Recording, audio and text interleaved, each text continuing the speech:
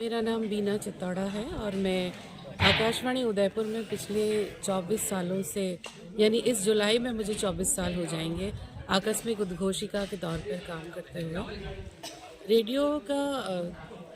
प्रचार प्रसार के माध्यमों में अगर सबसे अग्रणी स्थान कहे तो कुछ गलत नहीं होगा, क्योंकि शुरू से लेकर आज तक जब से रेडियो अस्तित्व में आया है,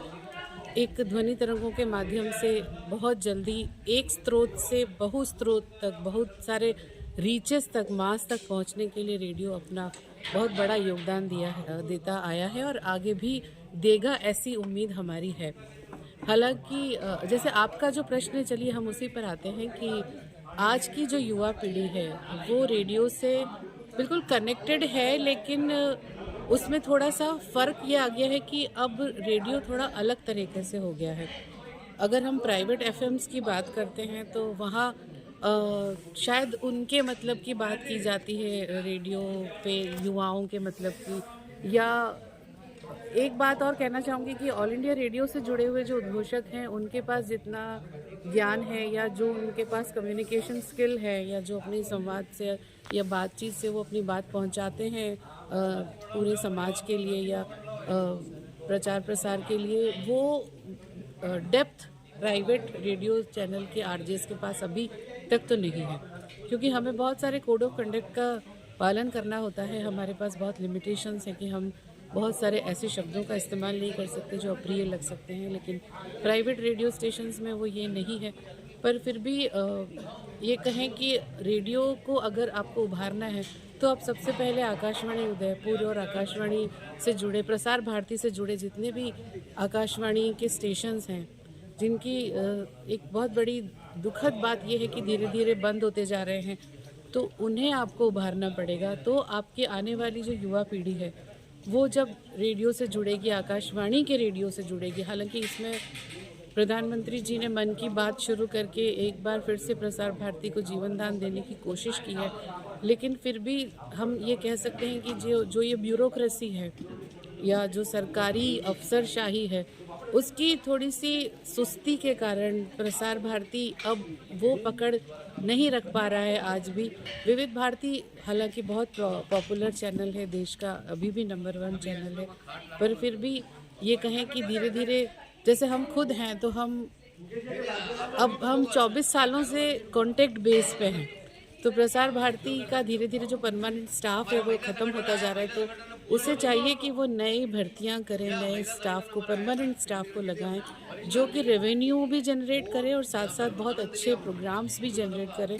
तो रेडियो को फिर से जीवनदान मिल सकता है, क्योंकि हमारे लिए रेडियो का नाम आकाशवाणी है, प्रसार भारती है, भारत में तो कम से कम। अब जब हम कहते हैं कि मेरे सपनों का रेडियो, आपको क्या लगता है आपके 24 साल के इस कैरियर में कि हम मेहनत तो आप कर रहे हैं, लगातार आपकी वाणी भी जा रही है, आपकी जानकारियाँ जा रही है, अच्छी बातें जा रही है, लेकिन कहाँ तक पहुँचनी चाहिए? आपको क्या लगता है कि जिला लेवल पे स्पीकर लगे, हर घूमने वाले पर्यटक पे लगे, हर स्कूलों में लगे? क्या आपको लगता है कि रेडियो इस काम में भी इम्पोर्टेंट कर सकता है, भूमिका निभाए? आपका जो सवाल है वो बिल्कुल सही है, लेकिन एक और बात मैं आपको बता दूं कि जैसे आकाशवाणी उदयपुर है तो उसका जो नेटवर्क है वो आसपास के 7 ज़िलों तक है। जो मीडियम वेव चैनल है, हमारा पुराना चैनल है, उसकी फ्रीक्वेंसी आसपास के 7 ज़िलों तक वो कवरेज करता है। और जो हमारा एफएम चैनल है, तो एफएम हर जगह, उसका फुल फॉर्म होता है फ्रीक्वेंसी मॉड्यूलेशन, तो वो हमेशा लोकलाइट को ही कवर कर पाता है। और जहाँ तक आप स्कूलों की बात कर रहे हैं, तो गवर्नमेंट स्कूलों के लिए तो कई प्रोग्राम राजस्थान सरकार ने, केंद्र सरकार ने चलाए, जहाँ पे रेडियो के माध्यम से हम उनके लिए कार्यक्रम करते भी हैं, और अब तक भी बहुत सारे प्रोग्राम रेडियो के माध्यम से स्कूलों तक जाते आए हैं और आगे भी जाते रहेंगे। हमारा एक विद्यालय प्रसारण होता है जो मीडियम वेव चैनल पे बरसों से चल रहा है, और उसमें हर रोज़ दिन की सभा में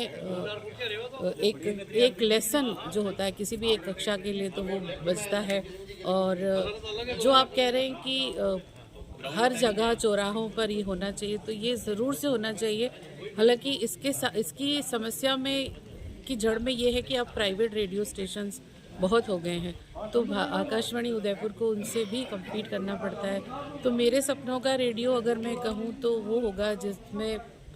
स्पेशली रेडियो लाकर, आप रेडियो सेट लाकर घर में आप उसे सुने और उस प्रोग्राम के को अपनी विश्लेषण कीजिए, आप उसको उससे कनेक्ट होइए, ना सिर्फ फिल्मी गीत ही हो, उसके अलावा भी जो हम जन चेतना के, जन जागरूकता के और इन्फॉर्मेशंस के प्रोग्राम हम बजाते हैं,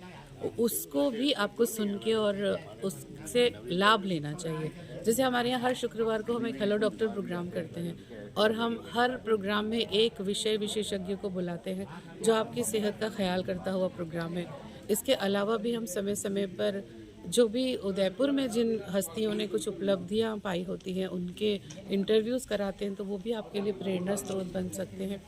हमारे यहाँ मीडियम वेव चैनल पर युवा श्रोताओं के लिए एक प्रोग्राम आता है युववाणी, तो हम चाहते हैं कि उनकी रीच बढ़े और उसके लिए सरकार को और जो भी स्थानीय ऑफिसर ग्रेड के जो लोग हैं उनको उनके प्रचार प्रसार के लिए बहुत काम करना पड़ेगा।